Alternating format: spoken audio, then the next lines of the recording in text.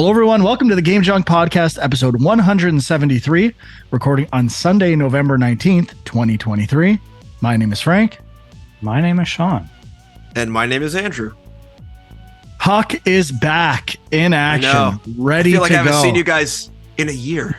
It's been a while. So long. We've conspired against you. We are both wearing a green sweatshirt and white t-shirt underneath, which you can see on youtube.com/Game Junk. Is this like a fuck the New York Jets memo I didn't get? Oh, I didn't even realize I was wearing Jets colors when they played the Bills today. Oh my gosh. You weren't there?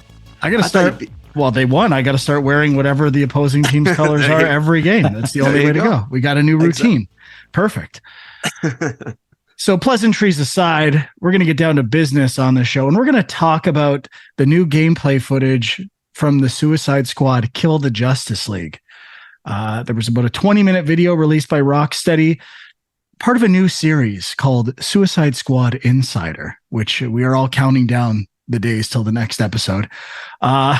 This one said it was going into the storytelling aspect of the game, but I didn't really find that it did that at all. It was all over the place. Like in terms of focused episodes, I guess you would look at this as an introductory episode, but I thought it was bouncing from ideas all over the place and not that coherent, to be honest. Lots of traversal. Yeah. Lots of traversal mechanics. But you guys go first. I have a list of things I have written down here. So, Huck, it's been a while. What did you think of the new Suicide Squad Insider episode 1?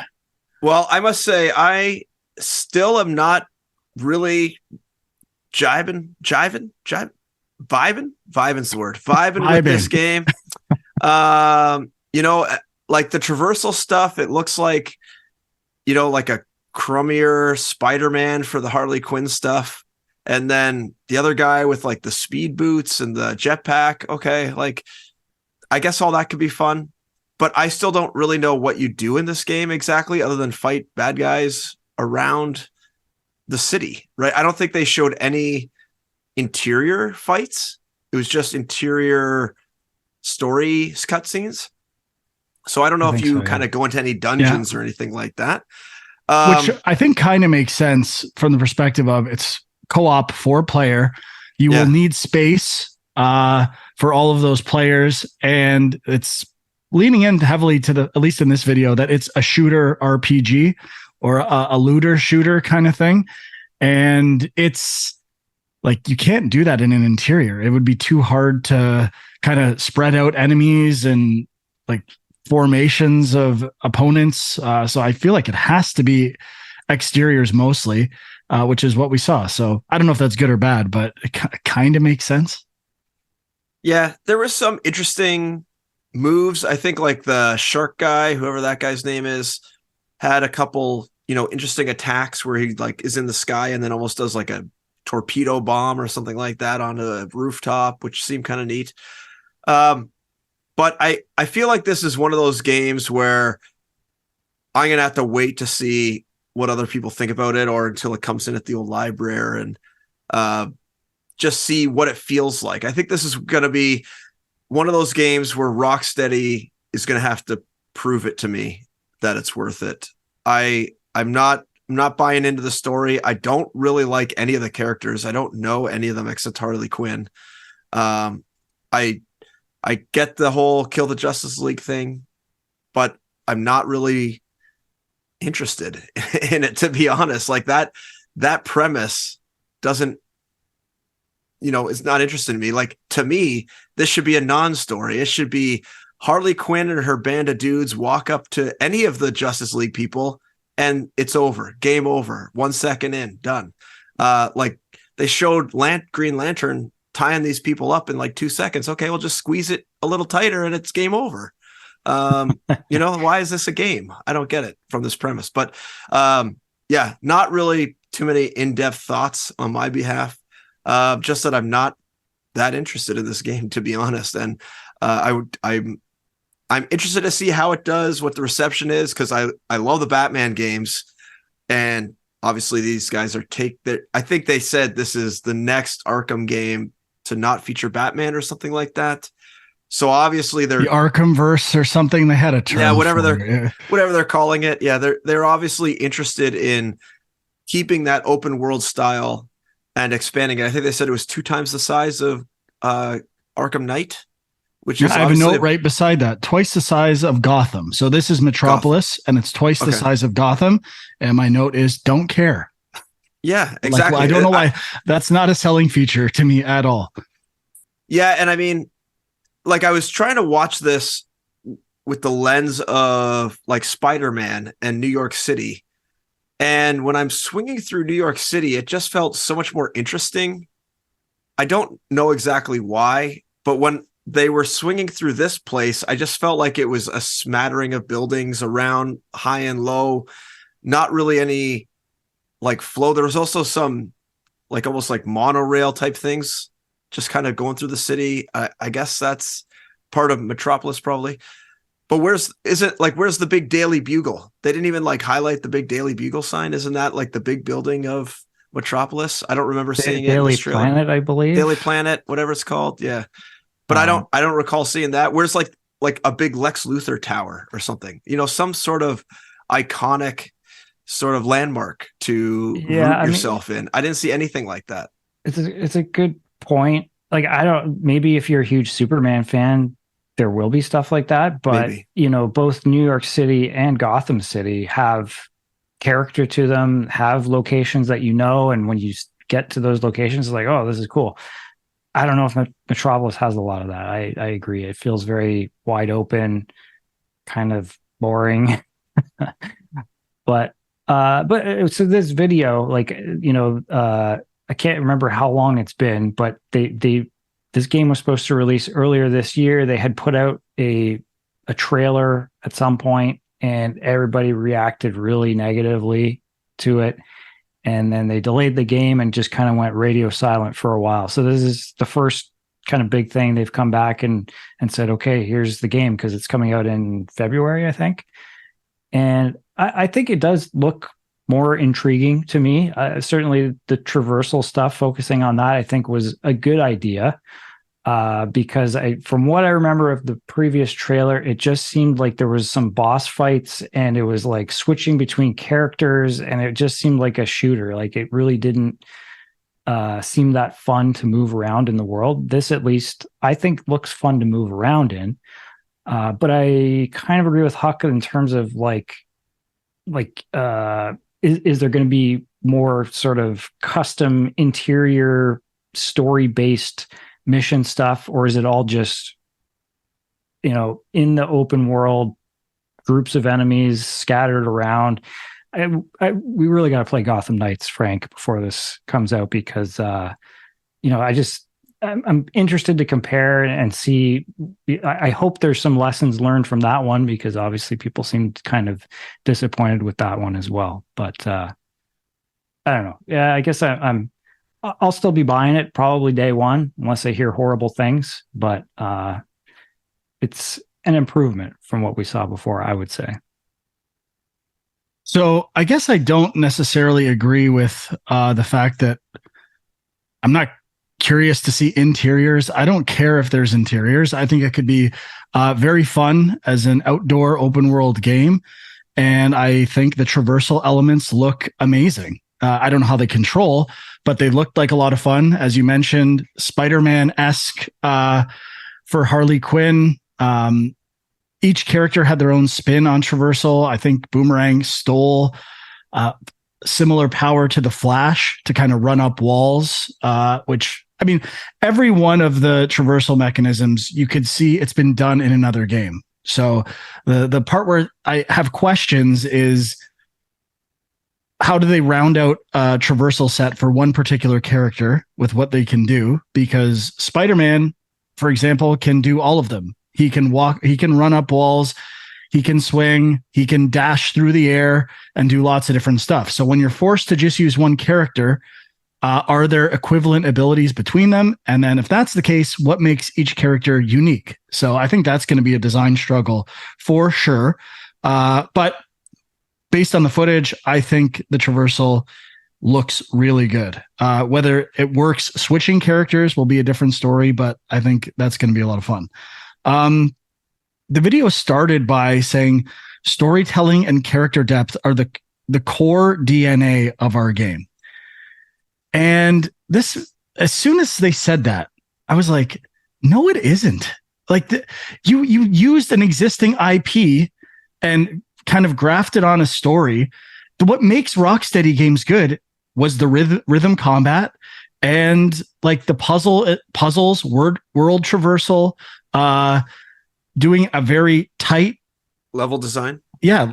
And interesting level design where every corner of the city mattered. I never associate Rocksteady with character depth or storytelling. Who gives a shit? You're amazing at combat, or you were. I don't know if you still are, but combat and level design is what you excel at. So I don't know why. Maybe just because superhero stuff is kind of popular, but losing popularity. Everything seems to be about the characters and the Suicide Squad. And do people know why people play video games? It's because they're fun, not because you might get a sales boost, but you're also opening yourself up to more criticism because more people play it and don't find it to be fun. So I think they should be focusing on explaining their systems and showcasing why the game is fun, which this video, in my opinion, did not do a great job of. I'll go to the key element where this was revealed to me when finally a designer said, this is a shooting game. I think it was a designer. And what made the Arkham series so good is the counter system. So reacting to enemies in different ways and chaining those attacks together to develop an interesting counter system. And they said, we wanted to do an equivalent of that in a shooter for Suicide Squad. And so we have something called the counter shot. And the counter shot, when you shoot enemies, will affect them in different ways. And that is not a counter system. A counter is not you specifying what happens to enemies. It's reacting to the scenario of the game. And Rocksteady happens to be very good at this. To me, they took this idea of what made the counter system unique and applied it to Batmobile combat in Arkham Knight.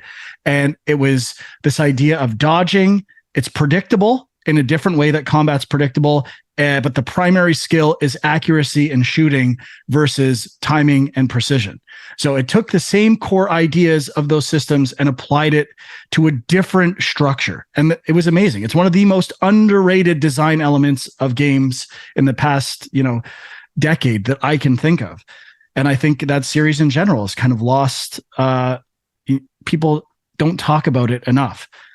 But saying you just have a counter shot for enemies is not convincing me you've made this combat fun at all or recognized what was great about the original game. So if they had said, if you're going to get into hardcore design details, like showcase how this system works, not just say enemies react differently. That could just be different reaction animations or the equivalent of it. So the fact that they didn't show an example of that and then went right into, now let's see someone take down an enemy using all of these things we've talked about, and it just looked like the same as everything else. So they did not sell me on their core systems during this video at all.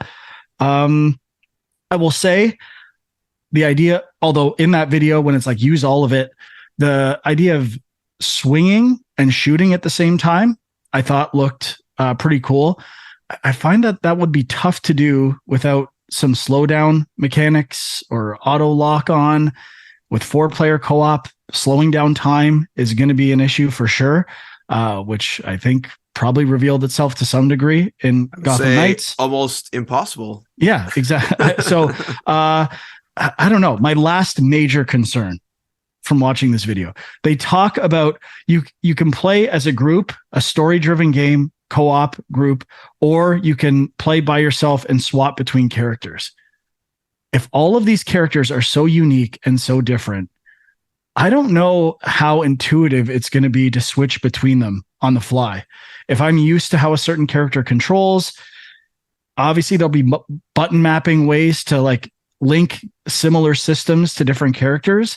But even if I do a run in Hades and then switch to a different weapon, it's almost like I relearn to play. But the main stuff in Hades is so similar. Dash, and the core like traversal is the same. If everything is different between a character, swapping between them on the fly or between missions might not be that much fun and could be pretty frustrating. Well, I was just going to ask if we know if you can do it on the fly or not. I think it's after a mission. You complete a mission. Yeah, Gotham Knights, you can change out when you go back to the hideout or whatever. Like it would probably make sense to be more like that, but. Well, that's fine. Even then, I do a mission and then I switch to another character. I don't think that's going to be fun necessarily. I think it's going to be a big change based on what we saw. I did like the idea of the shark kind of taking damage and doing these aerial bomb attacks where you're kind of aiming your whole body to hit a group of enemies. So there is potential in all this stuff. I'm certainly not writing this game off, but it seems like they're glossing over major design concerns, and people who are only looking at, it's comic book stuff and there's lots of effects playing would be fine with it. But I cannot picture myself playing this game yet and seeing a fun co-op. That's what Destiny and Borderlands ends up being, just a bunch of people shooting at a target, and it's not that much fun. And I get burned out on those games pretty quick. So unless they have some really cool systems for promoting cooperative play, or I was thinking of a system where you could reveal weak points and certain characters have different abilities to do that and coordinating, but then that breaks single player.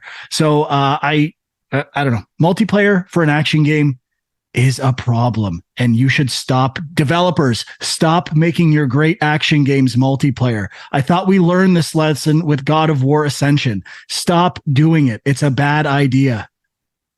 Well, I mean, the other thing to bring up here, and you already mentioned like Destiny, but a lot of people kind of concerned about the idea of this being like a live service type game. Yeah. I don't know if they've totally said that's what it is. I know they mentioned that there's going to be lots of free DLC content coming in the future, which kind of sounds like that. But no one is going to care if your game is shit. Who cares about that stuff?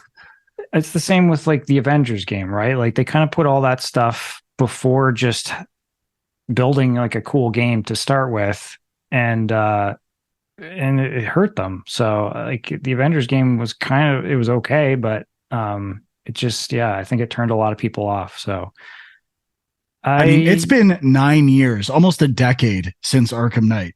Yeah.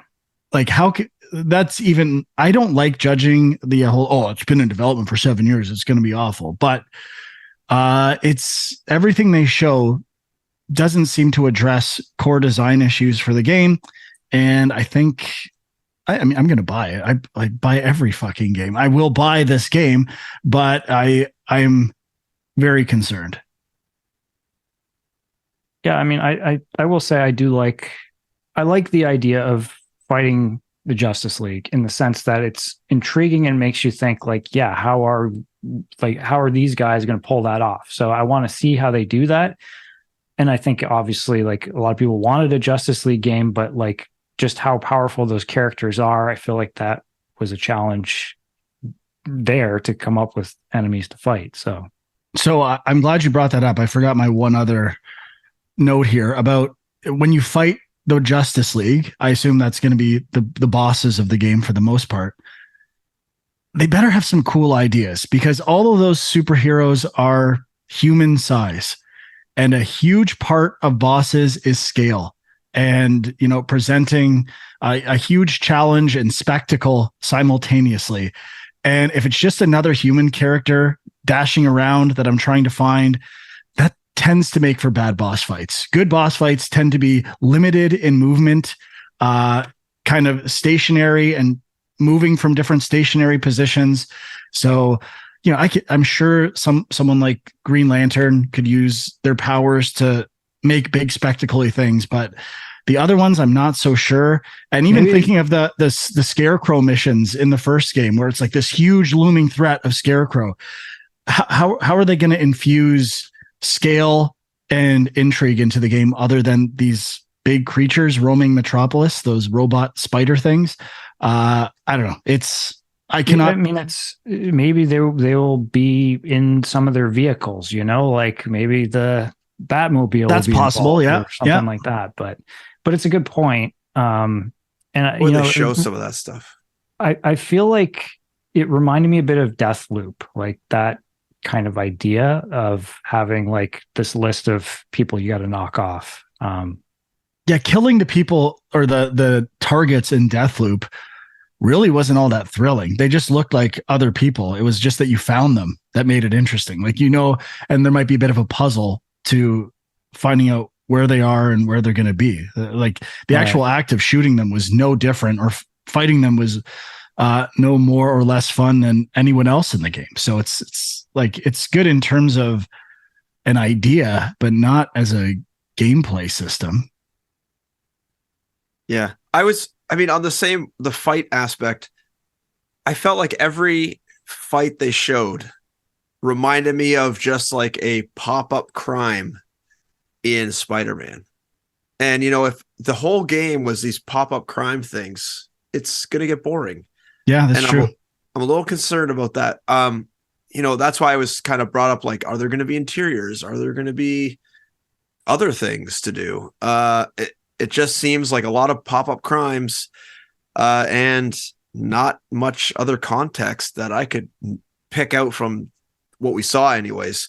Hopefully they have other videos coming that maybe go into a little more depth of this stuff. Like, I know this was supposed to be the story and whatever else it was, but I didn't really get much from the story, and I was still hoping to see some gameplay. I don't know why they wouldn't lead with gameplay and maybe finish up with story, but I don't know. Maybe they think this is the weakest part of their game. Who knows? And then they're going to build to something more exciting. I think they said the next one is about combat, if I'm not mistaken. So that'll be an interesting one to see what they have there. Well, one other observation with combat, it seemed like, especially with the shark character, it was jump in close to an enemy to use like that area attack dive bomb, and then immediately jump out again so that you have range so you can shoot them. So like some of the characters feel like they're going to have this kind of weird yo-yo effect of like go in, then immediately jump out so you can shoot. And that's how you're going to avoid things, which again, I'm not really vibing with that idea. And I think it's generally a problem when the player has to move to create those situations rather than the enemy. I don't want to like go forward just to go back. Now, if I go forward and then the enemy plays some attack or goes back and I'm following it, I could see that working a bit more, but that's going to be tough to do in a co-op system as well. Like, which direction do they go away? Which player do they go away from so they don't go into another one and block their aiming? Like, you know what? I'm convincing myself this game is a disaster waiting to happen. And really, Warner Brothers as a publisher, what a train wreck. Every game they release is a disaster. How is this happening? Hire me to run this place. Well, they used to outsource all their stuff, right? And then I don't know when they did, but they brought it all in-house at some point. But this game should have never been greenlit unless they had 4-player combat working. Let's give them 2 years to work on that. Get a room where 4-player combat's fun. We know we can do open world traversal. A million games have done it. That's the only thing that mattered for this game to be good. And they even said themselves, we wanted to try something different for this game and go down a shooter route. So to me, that's the first thing you prove to yourself when you make this game. Can we make shooting fun? You've had 9 years. Have you made shooting fun yet? I'm not so sure. Shooting's the best mechanic. How can they not make it fun? It's a never fail mechanic, but it only fails if it gets repetitive and boring. The actual act of it itself is satisfying, but no mechanic can be repeated forever without variety. Yeah, I mean, I guess like what you were saying about King Shark, it's interesting because usually a co-op game like this, games like Destiny, stuff like that, like people have different roles that they play. And somebody like King Shark would be the tank normally, you would think. But I guess if you need to have the ability for each of them to be a single player character that can do all the things everybody else can do, that's where you run into a bit of trouble, I guess. They did say Shark is the tank and can take a lot more damage. So, yeah. So, I mean, maybe he can shoot, but maybe he'll have more melee attacks and stuff that, they haven't shown yet. I don't know. And even Arkham Knight allowed you to play as different characters a bit, and Gotham Knights as well, like Nightwing and Catwoman and other characters. But the combat was so similar. It was just kind of switching out animations and a vibe for a bit. So it's got like two kind of fundamentally conflicted issues of how to handle co-op and how to change to shooting. And I've not seen an elegant merging of those ideas in any of the footage I've seen so far. And really, was there any co-op gameplay in this, now that I think about it, where you saw two characters shooting a group of enemies? I don't think so. Yeah, I don't feel like they really showcased that. And even with the trailer from months ago, I feel like that was kind of a question mark too. Yeah. But, yeah. It looks good. The character models are awesome. They're always great at, reimagining their own version visually of a comic book character. But yeah, stories. I mean, Gotham Knights, the first intro cinematic almost had me put the game down. It was so long. So if they think people are playing these games for stories, they're sadly mistaken. There's a million comic book stories. I could read any comic book. I could watch hundreds of comic book movies. The game has to offer something interesting interactively. Who cares about the story? You need it. It's a bare minimum requirement for games these days, but it should not be the thing you're talking about. You can do both, as I'm sure you're going to bring up with Alan Wake. You have to do both. That's the new bare minimum to be a successful game. You have to have good versions of all this stuff. I'm sorry. That's the rules. Yeah. All right. I don't have anything else to say other than I'll pre-order it after the show's done. It's next gen exclusive, right? I believe so. I think so. I mean, Gotham Knights current gen. was, so. We're almost like into the next gen, so we shouldn't even. Yeah, we're pretty deep into this gen, I would say. Okay. All right. Let's get into what we played. Anyone? Well, should we talk about the new games first? Sure. Like the new releases? Yeah, whatever you got. I'll say I picked up Super Mario RPG, the remake for the Switch. I've played about 3 or 4 hours. I've never played the original. Have you guys played it? Yes, multiple times. Multiple times. 15 minutes of it. Okay. On the Switch, like virtual console when it was on there? No, on the SNES Mini. Oh, the SNES Mini. I have one of those. I've never played. No, I've played it once. Had to have it. Needed to have it. Anyway, I'd also played it for 15 minutes on some virtual console and didn't really get into it. But 3 or 4 hours in, I'm liking it quite a bit. The good stuff is the storytelling. They've maintained this idea of, I feel like when this game, the first game or the original game came out, it would have been really innovative and clever for how it's telling almost in-engine cutscene stuff with the sprites. I feel like it gets a lot of leverage out of that. And I was thinking about how important Square Enix was, or Squaresoft, to doing in-game cutscenes. Like the way Final Fantasy 6/3 would tell stories just using sprites and audio and clever, simple animations is an underrated element of game history. And I think this remake has done a good job of capturing that aesthetic with a new graphic style and just staying true to that. And I think it's still funny and it works. The writing is quite funny. This Mallow character that I didn't really know about has some funny lines, and it's got really good writing. So that stuff was in the original, still really strong. The graphics are good. I wouldn't say like the new remastering visually is amazing. I'm still getting used to the combat timing. I don't know if like it's obvious, especially for spells, when I'm supposed to hit A again with active combat. Like it's a little nebulous as to, I'm surprised there's not button prompts or some bit of feedback like you were too early or too late. I'm not getting great feedback in my user experience there. I think that could be improved.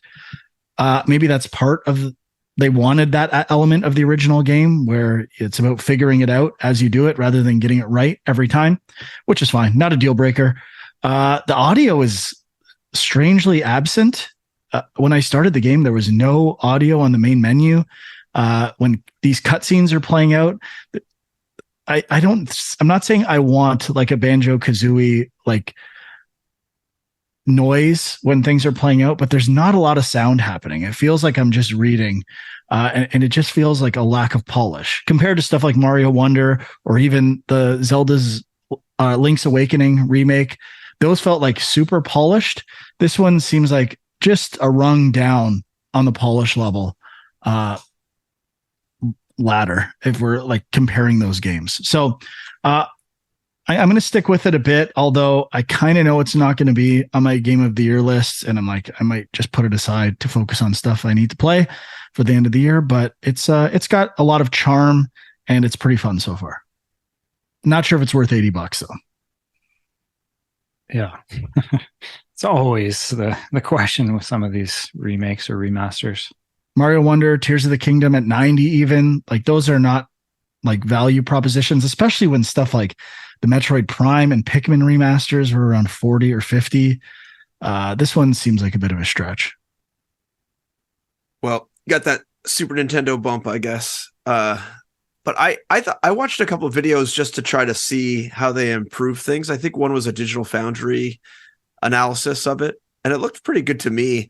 I recall there being like some feedback for the attacks, but maybe it was audio cues. Maybe if the audio's not going for you, then that could be a problem. There is like, you get some like their economy of, I can't remember what it's called, of like as you do successful action combat. So that's timing when character's about to hit or be hitting A to either reduce damage or do more attack damage.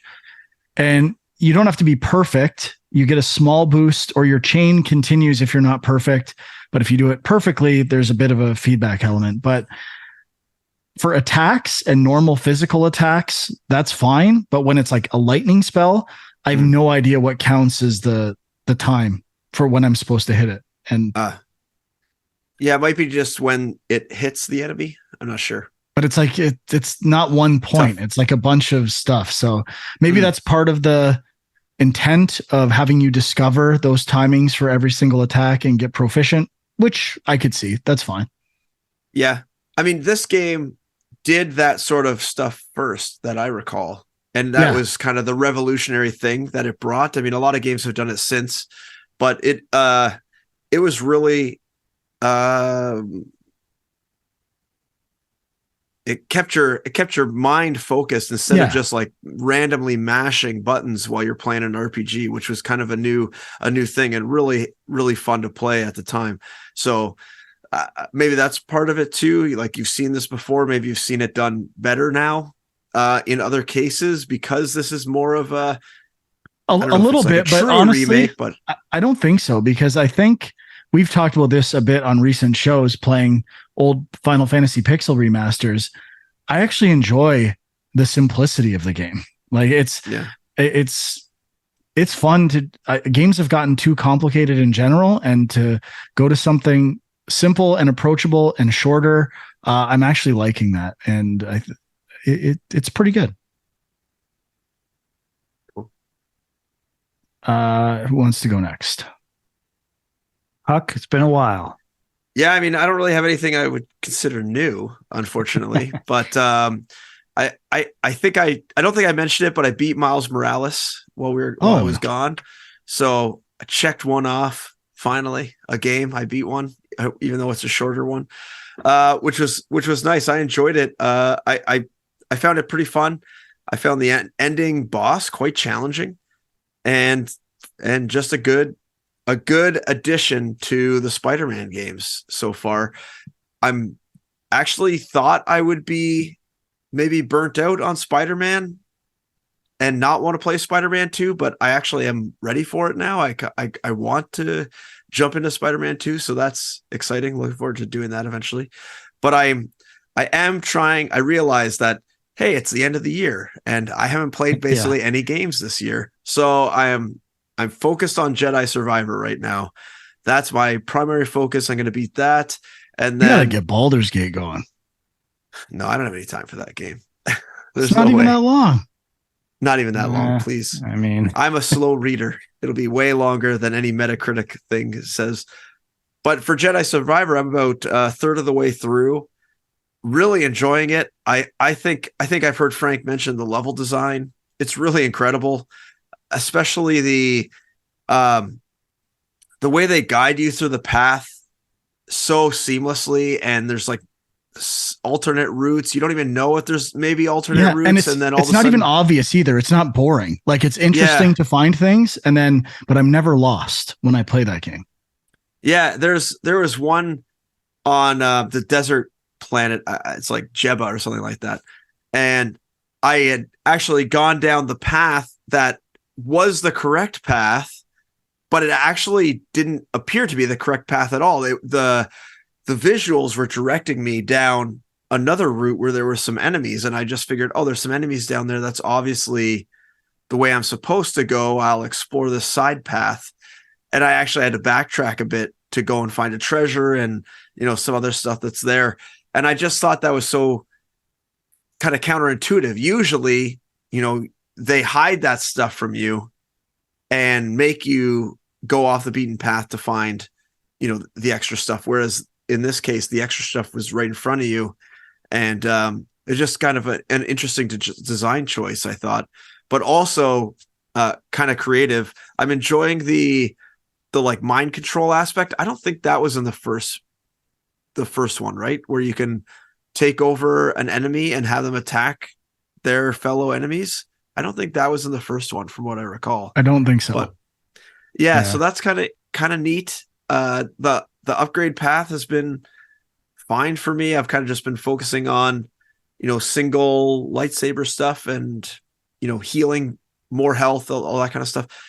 But overall, I think the level design and just the art direction, this is the first game possibly ever, maybe one or two other games, where I'm actually like stopping and taking screenshots of the screen, because like some of the vistas are just so awesome in this game. And I'm really just impressed with the art. One really got me was I stood and just sat and looked at it for probably 5 minutes, was when there's that sandstorm that's coming in, and you just get on that mount, that like tall-legged horse-like thing. I can't remember what they call it.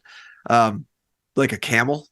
And you start walking, and you can see this just like billowing sandstorm off in the distance. And I was just so impressed with how good that looked.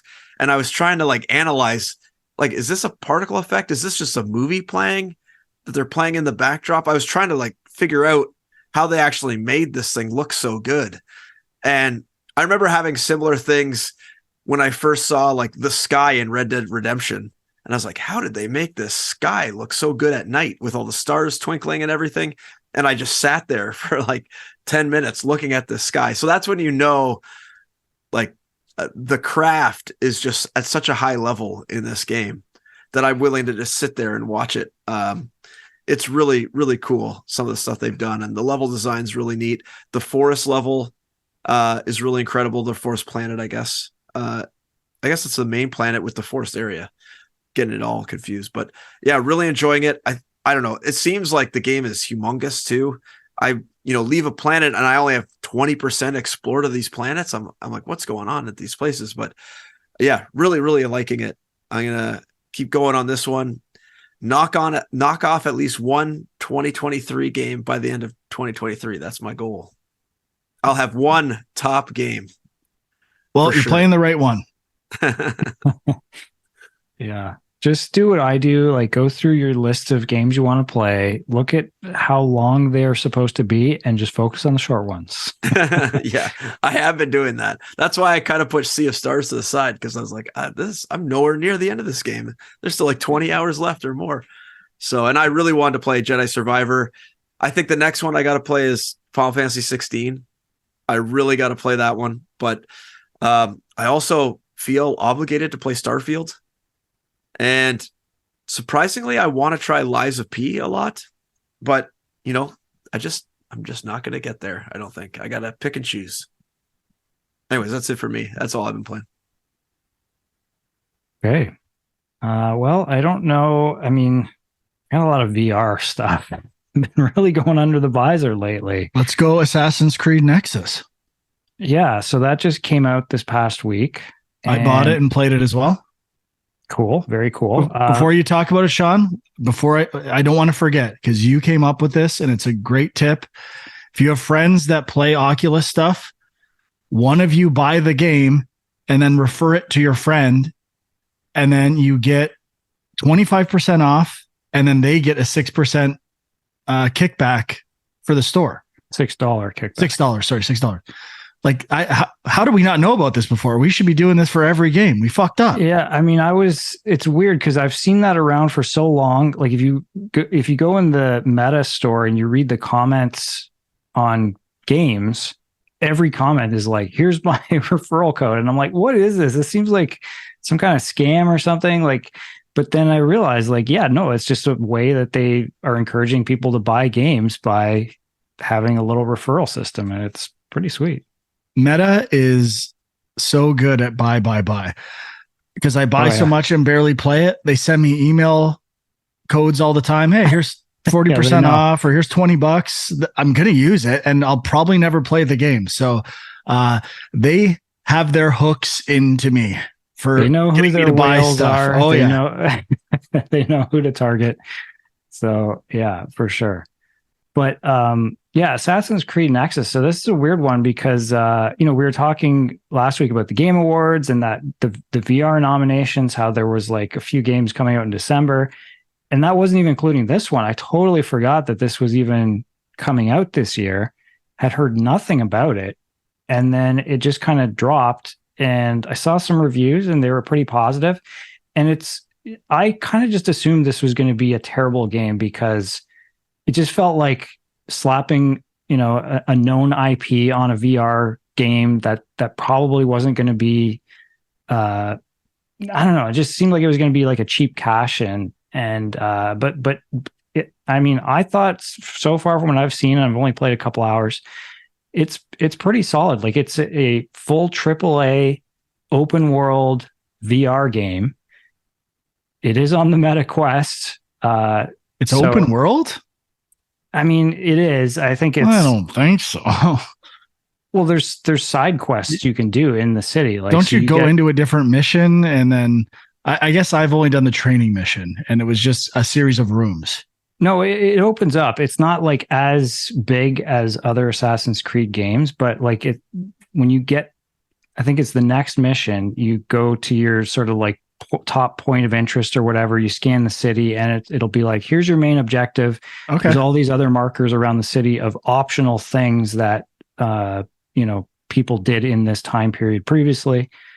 So yeah, it is open world light, I guess, maybe. But that's cool. I didn't think it was, because it said, okay, we got your next mission ready to go, and I just assumed it was going to be a similar type thing. So that's kind of a 0.4, I would say. Yeah, I mean, there's not a lot of open world VR stuff, and I mean, I think it is pushing the hardware to its limits, because it's not a Steam PC VR game. This is running just on the Quest headset, and it's because of that. I think the graphics are a little bit scaled down from maybe what you might expect, but I still think it looked pretty good. But I mean, the big question is, how does the gameplay of Assassin's Creed translate to VR? And does it make you want to vomit immediately, which I was worried about. But so far, I'm like pleasantly surprised. Like all the parkour stuff works pretty well. Parkour is the part there's a jumping sequence in the training and I failed it like twice. I don't know if it's quite as good as the combat and other elements of the game. The parkour, the climbing was pretty good. The parkour, I didn't have any issues with. The climbing was a little bit glitchy at times, but it did give me that feeling of like you can pretty much climb anything, which I was kind of impressed with. And just like stealth stuff, I think works pretty good in VR because it's not super fast paced. And there is something a little bit more immersive about, sneaking up behind somebody in VR or like following somebody in VR. So I think it's a good game for VR. But yeah, so I mean, it's developed for VR. It's not like a VR enhanced version of an existing Assassin's Creed game or anything like that. I think it's using like 3 of the Assassin's Creed characters. Like you start with Ezio, but I think there's 2 others that come into the story. And then there's kind of a cool thing where they use AR for like when you're loading the animus or whatever. Yeah. Which I thought was it's not like mind blowing, but it's kind of a cool touch. So my favorite thing in the whole game was the square puzzles where you connect a lot, like inside a cube, you connect nodes to it's like this very simple puzzle mechanic, but I'm like, this has a lot of potential. In like anytime you do puzzle solving in a 3D space, even the Arkham VR where you have to assemble something in a space in front of you, that stuff works. So that was pretty good. It was fun. The tutorial mission was pretty good. Do you find your hands are like weirdly positioned to where your controllers are when you play the game? Yeah, sometimes. Like, I don't know. I was trying to see if it's just tracking issues or if my game's broken, but the sword worked fine. But when I would pick up a piece of paper, it was like tilted away from me, even though my hand was. Did you have that? I feel like I did see that. But now that I don't know. Are you still having issues with your controller? Because I don't know if that I can't tell. That's what I'm trying to figure out if I need to return this thing or what. Yeah, I don't know. I feel like again, the climbing was a little weird for me, and there was moments where I was like holding stuff and it looked weird. But I did like the flicking the wrist to take the blade out to like stab people in the back. Yeah, so cool. Your concealed blade, I don't know if I like that I have to hold the trigger for it, but it's a pretty interesting action. And the AI for avoiding enemies is a little jank. It's not perfect, and I found when I was trying to throw distractions, it was hard to throw them far enough to like get enemies to go where I want them to go, which in real life, if I want to throw something to a particular area, it's pretty easy to do. So I might be missing something there, but that to me is the worst part of the game, throwing things, which is usually fun in VR. And they're not really capturing that all that well. But the world looks pretty good. The combat, they basically borrowed Asgard's Wrath and what was the other combat system Dungeons of Eternity is kind of similar as well. So it's they're using established VR standards, design and control wise. So it's decent. It's better than I thought it would be. Yeah, definitely. Like that's like, I'm not even a huge Assassin's Creed head, but just the idea of a AAA game kind of at this level in VR, I was like, I got to check this out. And so far it's kind of delivering. So I'm still not willing to go AAA. This is still a double A game for me. Maybe. At best. Okay. Huck, did you have anything else? You said no, right? No. Yeah. Okay. Well, I'm going to say I played a bit more of Alan Wake 2, another chapter or so. And this is where I started to play as Alan Wake. And my frustration continued at like an accelerated level, I think. Going into an open world level and all these shadow enemies are surrounding me and I don't know how to deal with them. Because if you flash your flashlight at them, they disappear. And I thought the flashlight was the way to decide and use that to decide if I need to fight someone or not, but it's not. It just drains your battery. And eventually talking to some people on the Discord, Blake, Well, he said that you need to shine a light on them to get if you wait long enough, they'll disappear. So you don't not actually use the empowered flashlight, but just aim it in its standard form at enemies.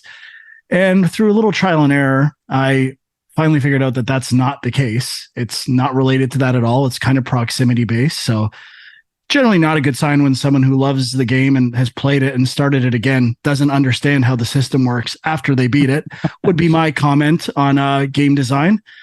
And then you have this light stealing mechanic that opens gates basically. And I was so confused by that and what I needed to do. I died a couple times and had to go back and find 4 collectibles because it didn't save them as part of my I got the checkpoint before I got the collectibles. That Remedy is so bad at this, handling checkpoints, and I had to redo, and it's so slow to walk through the level. It was such a pain to go get them all again. And then another collectible I found didn't get removed off the map. And I'm like, what am I missing here? I must be missing this. There must be 2 here. And nope, went to a guide online and it's just that one. The map is just broken. So I'm getting really frustrated with this game, and it's really clunky. I understand that the idea is make the combat more weighty and feel more intense, but it's just leaning into frustration for me for the most part. And I don't know. I'm really almost at my breaking point for this game. It better wow me soon. Yeah, I played a little bit more as well. Didn't actually get to I just am kind of doing the first bit of where you're playing as Alan Wake, and it's a little more narrative driven. And I was kind of liking that stuff, but the writing is so bad, and the acting is mid-level video game acting, especially Alan Wake. Alan Wake, this is the best you can do for the lead character of your game. Again, I don't know if some of this stuff is intentional. I the idea of the Alex Casey, is that the character who's played by Sam Lake? Oh God, it's so bad, that stuff. But some of that's got to be intentional. But in order to get one of the types of collectibles, you have to wait for the whole cinematic to play out. Even if you find it and it starts the cinematic, if you leave the area, you don't get the collectible. So I have to stand and watch this Sam Lake guy have his face superimposed over the game for fucking 10 minutes. Get real. What is going on in this game? They're the worst designers ever. So, I mean, I guess the one thing I would say is, I think, and we've talked about this before, but it's just the idea of sometimes the overall feel of a game or the atmosphere, these things can be good enough to, kind of overpower or outweigh, kind of design flaws or frustrations with gameplay. And, I think with survival horror, it's tricky because there is an element there of you want it to feel like a chore to the player, some aspects of the game. And that's always been part of survival horror, which is why I think I like a lot of those games in theory, but then I never find myself drawn back to them because they are frustrating. But in terms of immersion, that was kind of an argument on the Discord where it's more about atmosphere and immersion. And they're not mutually exclusive. Dead Space is immersive and fun. Resident Evil 4 is immersive and fun. Lots of games are immersive and have sound fundamental design. Remedy is so bad at teaching the player what to do. All of their games feel because I admit they have interesting ideas, great technical aspects to their game. That's all I'm just giving them the benefit of the doubt for everything. And I think I should stop. We got to stop giving Remedy the benefit of the doubt. Yeah, I mean, I agree. There's some stuff there that I feel should be called out in reviews and stuff like that. But I cannot believe this is nominated for Game of the Year and Jedi Survivor isn't. If you look at those 2 games, to me, the essence of video games is design. And one game's design is almost flawless. The other game's is broken. How are we even talking about whether one of these is game of the year and one isn't? What the fuck is going on? I'm not going to say until I've played more of this game for sure how I feel about that, but there were some cool story ideas there. Like I started exploring a bit more in the woods before I went back to town. And there was I don't know if you saw this part yet, but there's these like fairy tale puzzle things. Of course. I was using a collectibles guide. so I did some of those, and that idea, like there was a little hint of in the story there that there's like, because the whole thing with Alan Wake is, from the first game, it's this writer where things that he writes are kind of coming to fruition in real life. And so now they're like studying the idea of like, okay, if you write something, what happens? How does it come to life? And there's things like that I like. And, it reminded me a bit of Control. And like, there's stuff like that intrigues me, that makes me want to come back to these games. But, I gotta be honest, Control, even though you have your issues with Control, I think Control is a lot less frustrating than.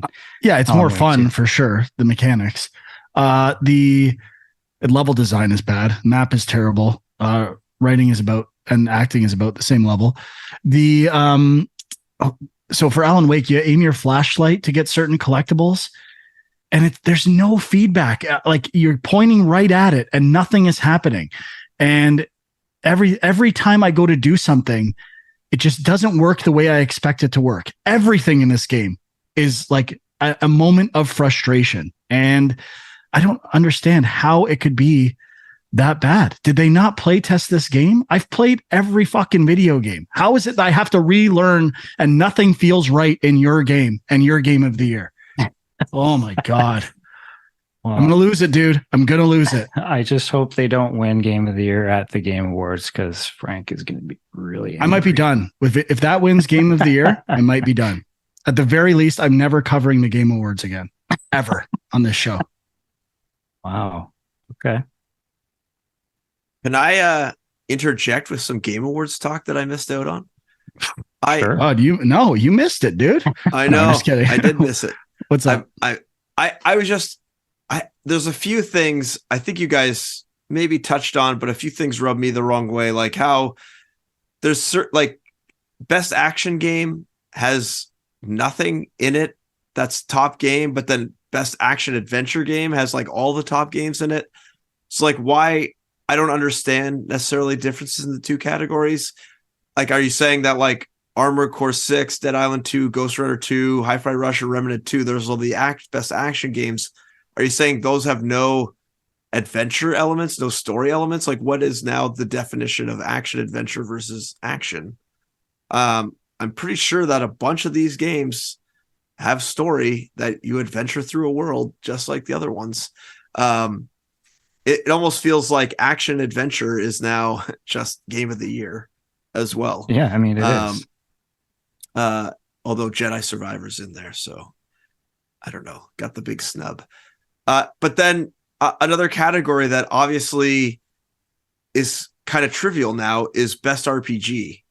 So you have Baldur's Gate 3 and then a whole bunch of other games. Baldur's Gate 3 was nominated for Best Game or Game of the Year, and none of the other ones were.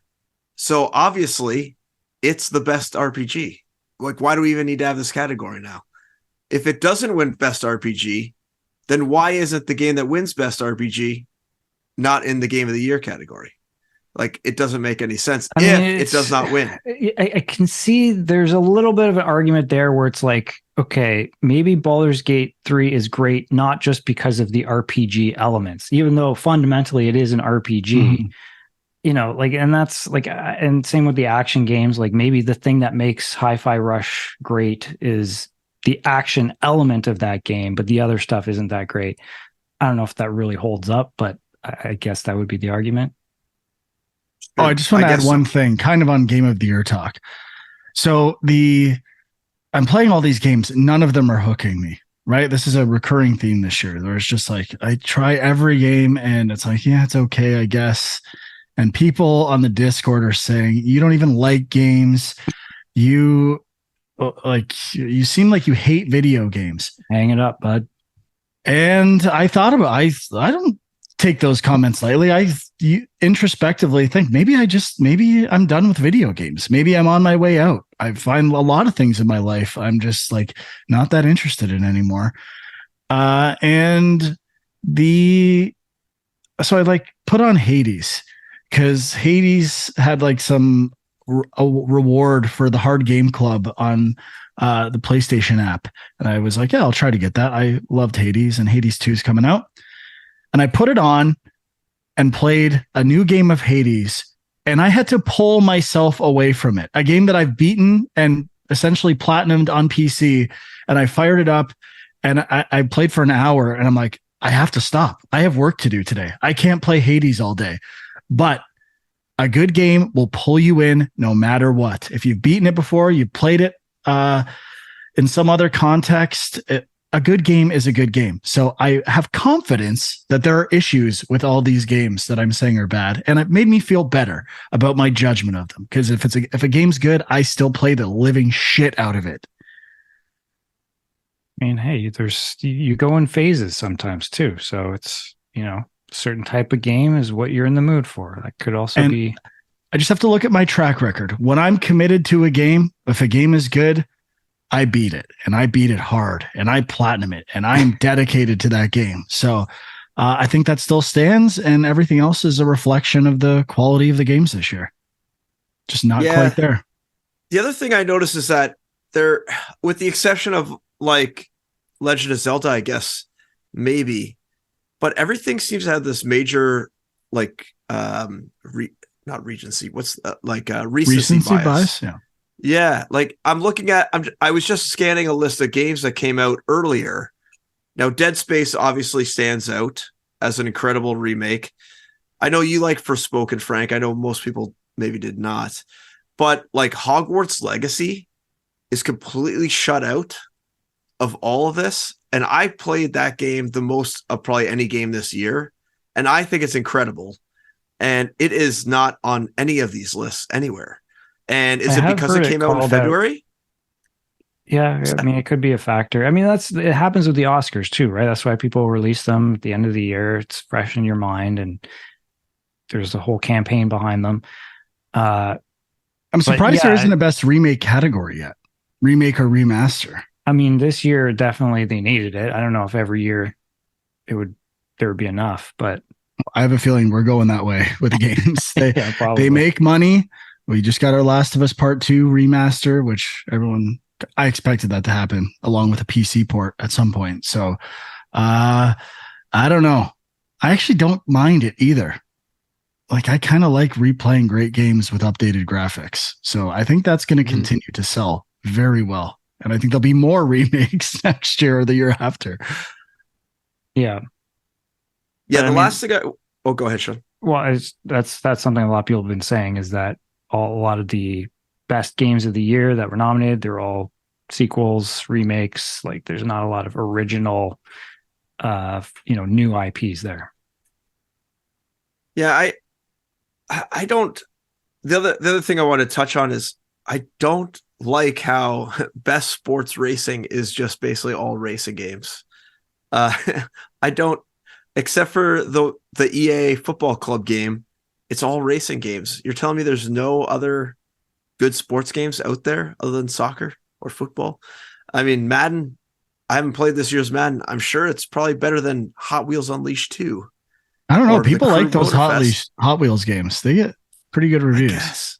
But I don't disagree. Like, there's so many categories. Even if you do some outside of the show, do sports and driving games separately. Yeah. Yeah. And then also, I don't understand why they do the most anticipated game. That seems like a throwaway category that's just about hype. And like, yeah, it's definitely more about the Game Awards as like a showcase for new games than it is about giving awards. Let's admit that's half of the show. It's just commercials. Yes. I mean, is anyone excited for Tekken 8? Like, should that even be in here? Is anyone excited for Like a Dragon? Like, I know there's a lot of crazy Yakuza fans, but most anticipated, I mean, maybe there's like a vocal minority of people, but how many people actually know if you said, "Oh, did you play Like a Dragon?" Would even know what you're talking about. Yeah. I mean, I don't know if is the most anticipated generally only stuff coming out in the next year that would they know. So I think that's what it is. I would guess so.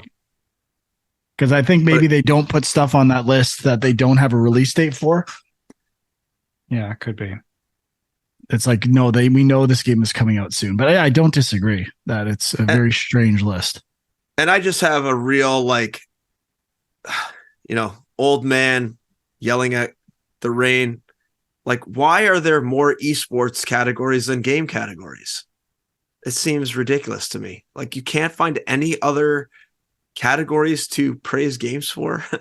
I would be in favor of having an esports show on its own or content. Like, I'm assuming they have, lots of those, but I guess you got to get some of that in here. I mean, for esports, it's a little weird because, the ESPYs are the closest thing to a sports award. The awards for sports are winning, not like getting some trophy. Like, it's such a weird.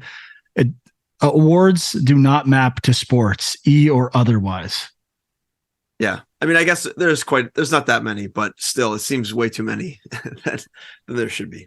Yeah. Anyways, those are just my kind of thoughts that I wanted to throw out there. Yeah. All right. Anything else? Deshaun, did you finish what we played, or? I'll run down a couple of VR things because I actually played a lot. So I actually finished Horizon Call of the Mountain, which it was pretty solid, I thought. I mean, there's a lot of climbing, probably too much. Feel like it was kind of artificially extended because of that. But I had a pretty good time with it. Yeah, I mean, I think it did what it was kind of intended to do, and again, AAA, bordering on AAA VR game. There's not a ton of them out there, but I think it kind of is close. If I'm being 100% honest, the game I really want to play right now is I want to go back and play Horizon 1. And because we were talking about Forbidden West coming to PC and before the show, and I watched some videos and god damn, it looked good. And like, what? I got to get past that tutorial stuff and get back into the world of Horizon because I'm missing out and I want to play Call of the Mountain, but I feel like I got to go back and I just want to spend some time. Start at the very beginning. Yep. I played Red Matter. I finished Red Matter. It's like a pretty short-ish game, like maybe 3 hours or something. Mainly because I wanted to get to Red Matter 2, which came out last year. A lot of good reviews for that, but it's kind of a puzzle game with like I wouldn't really say it's a horror game, but it's got a little bit of atmosphere to it, and you're kind of an agent, quote unquote, going to an abandoned Soviet base where there's weird science experiments going on, and you're basically solving puzzles. But as you're doing so, there's a bit of a story revealed, and it was good. It's kind of an earlier VR game, and it made me realize like. I think things have evolved to the point where, like, I think a lot of the early VR games, teleportation was the kind of default movement method. And now we're kind of at the point, whether it's just because the technology has gotten better or because people have got their VR legs now, I feel like just free movement is the default. Mm-hmm. But this one had kind of this, you have like a jetpack or something where you can kind of like float slowly through the air to get to different places. And that was kind of their version of teleporting. But no, it's good. It's worth checking out. I'm more interested to get to part 2 though. And then I just thought we should mention Cookout, which we played. Mm-hmm. A sandwich making game, a VR game similar to Overcooked, where you serve sandwiches to people. Yeah, and it was pretty fun. I mean, you don't really move around. You're basically at a cooking station and you're just kind of chopping food and putting together sandwiches. And then, we kind of got to the point where you're grilling things as well. But, you're just kind of, each person has their own ingredients at their station. So sometimes you're kind of can reach across and take ingredients from somebody else, but generally like that's how you're dividing up the workload. and it was pretty fun. Yeah, I loved it. It was very simple, fun to play. By the end, I was ready to really, I don't know, I don't want to do any physical violence to Sean, but I was squirting with ketchup and mustard to take out my frustration. But yeah, it was pretty good. I think I'd like more games like this, just changing the tasks you're doing and putting it in a mildly like time pressure situation, the way they do the food orders. It's a recipe for success.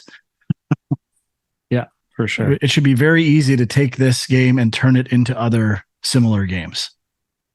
Yeah. And again, because there's no real movement involved, I think it would be pretty accessible to just about anybody. And if you put the right IP on a game like this, I'm sure it would sell very well. Mm-hmm. Overcooked VR. It's got to be around the corner. Yeah. Yeah. I didn't even mean that like a famous restaurant from a movie or a TV show, and just like, you know, like doing the soup kitchen in Seinfeld and like putting, like, you know what I mean? Like taking some famous, maybe they'll do DLC, who knows? But I think there's lots of opportunity for games like this. They're always fun. The Bear VR game. There it is. But there must be there is a Hell's Kitchen VR game, right? With Gordon Ramsay. Know. There's got to be. Yeah, that would. That's the one. Sense. That's the one.